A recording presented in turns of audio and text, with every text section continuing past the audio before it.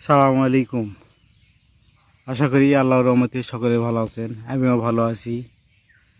সেই সাথে ধন্যবাদ জানাই মন সৃষ্টিকর্তা যিনি আমাদের সৃষ্টি করেছেন।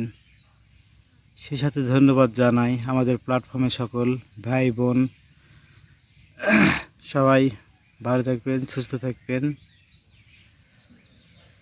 আমি একটু আলোচনা করব আমার হানিফ সংকেত স্যারের একটু আলোচনা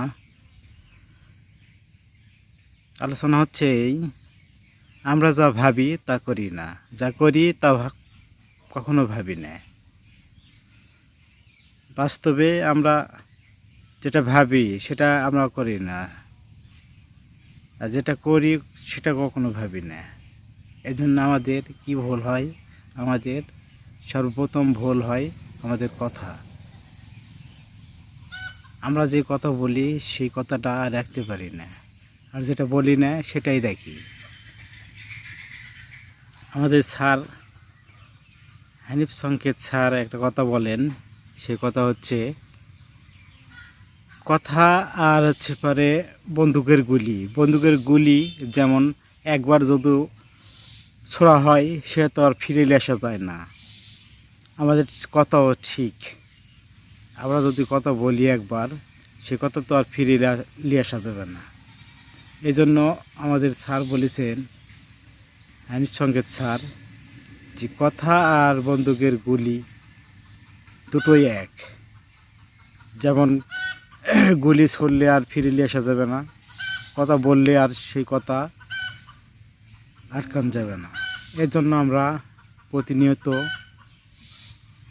ভাববো যে আমরা কি করব এবং কি সিদ্ধান্ত নিব। কথা বলার আগে আমরা অন্তপক্ষে 100 বার ভাববো যে আমরা কি করব।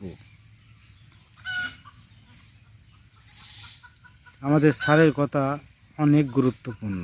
হানিফ সংকেত স্যার যে কথা বলেন, কথাগুলো অনেক গুরুত্বপূর্ণ।